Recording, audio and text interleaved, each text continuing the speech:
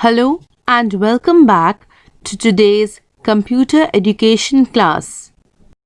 I know that you have been submitting your assignments and doing all the activities that we are giving you.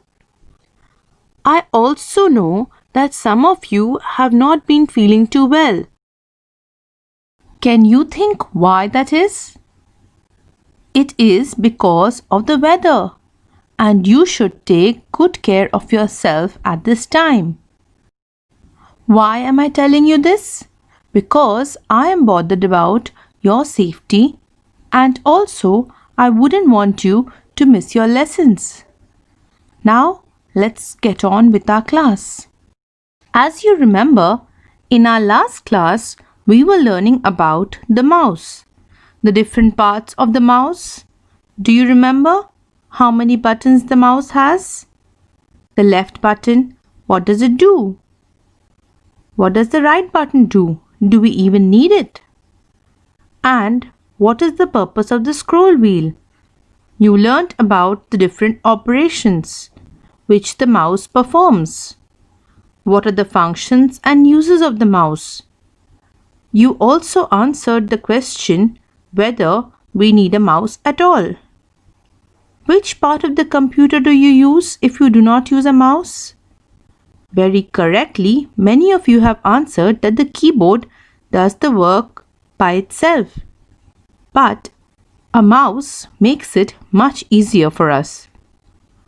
And when we were learning about the different parts of the computer, we learned that mouse can be wireless or with the wire, the regular mouse which we work with in our school computer.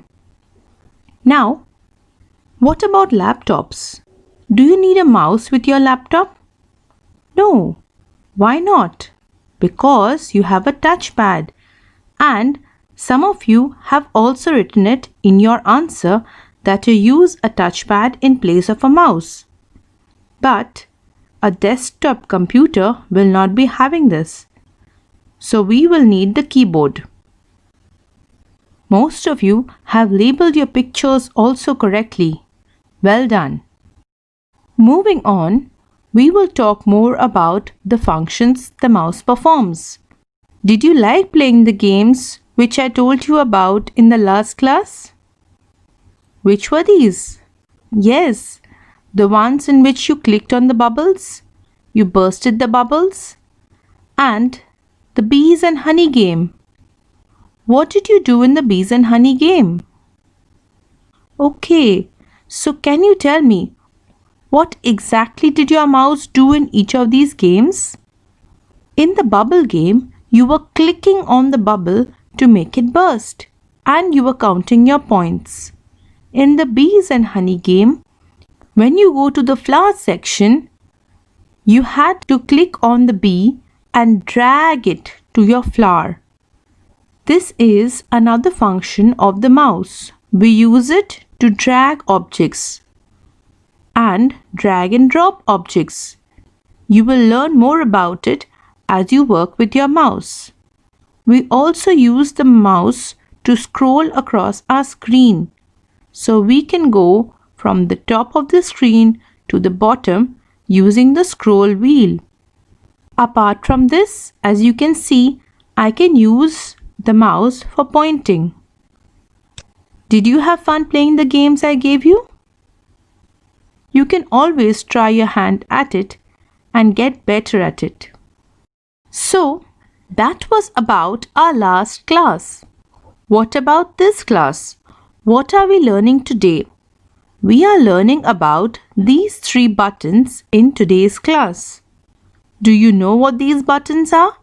Have you seen them anywhere across your page? Where do you usually see them? That's right. We see it on the top right-hand corner of our page, regardless of the file we are working on. Do you know what these buttons are for then? These are the maximize, minimize and close buttons. What do each of these buttons do? The minimize button is used to pull down the screen. The maximize button is used to make the screen wide open, and the close button is used to close the window or the file which you are working on. Do you want to see how it is done? Here you can see my computer screen. I have opened a Word document, and in the top right hand corner you can see the minimize button is highlighted because I have kept my pointer there. Now you know that we can move our pointer on our screen with our mouse. So if I click on this button, what will happen? Oh no! What has happened? Where has my file gone? Well, I shouldn't worry because my file is just here. Where is it? It has been minimized and you can see it on the taskbar here. So that is the purpose of a minimize button. If I am working on many files, I can minimize the file and access it whenever I need it. This is not same as closing the file. Now what has happened to my file? It is not the right size, is it? It has become small. That is because I have made it small. In this way, I can see different files open at the same time on my screen. So I have reduced the size of the file. But if I want to see it across my full screen, what will I do? Yes, you can see my cursor is already on the maximize button. When I click on it, my file opens up again. Just like this. And which button is left then? Yes, the close window. Without explaining, I'm sure you know what does a close button do. It closes the file. One thing you must remember about using this button is that before you close the window, you should save your file. We will learn more about this later, but I am just mentioning it in case you want to save your file. If you close the window without saving the file, you will not be able to retrieve your data, or you will not be able to access whatever is there in the file. So, here are the options. You have to click on the blue or purple floppy icon on your screen to save it. Or you can go to the File menu and click on Save or Save As. And then your file will be saved. I will tell you more about it when we are talking about files. Now that we have learnt about the three buttons, maximize, minimize and close, I would like you to do an activity for me. You have to open a Paint document. Yes, it looks like this. And in this Paint document, you will try and click on the following buttons and see what happens. Minimize your window, click on it, maximize it, adjust the size, make it small, and maximize it again, and then close your file.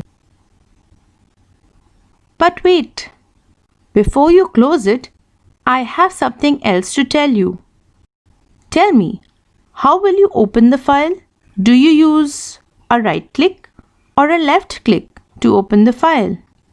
Do you know an easy way to access a new document is to do a right click on your screen and you get an array of options from which you can click new and then open a new document. You may not have MS Paint as an option. In that case, you have to go to the search bar and type in Paint and it will appear. Don't worry, you can take your parents' help for this. Now once you open the file, this is what you have to do. I know that you have been learning about shapes in your maths class. So, you can try and use the shapes given in MS Paint to draw this picture. This is the picture of a house.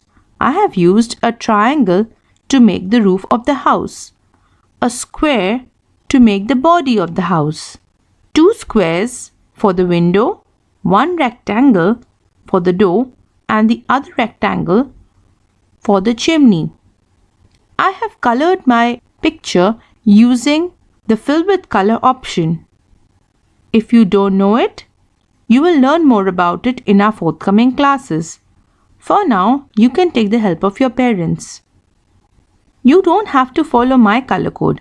You can go ahead and color it as you wish. You can also add other shapes to your picture and send the file to us teachers. We would like to see some color and creativity. Don't forget to use the maximize, minimize, and close button. And before you close, what should you do? Correct, save your document or file. Thank you for being such good children and listening well throughout the video. I hope you enjoyed today's class and learned about the 3 buttons: maximize, minimize, and close. And as you are working with these, you will better your skills with your mouse. You can always go back and play some games. If you want, I will share more games with you in our future classes. For now, take care, stay well, and goodbye.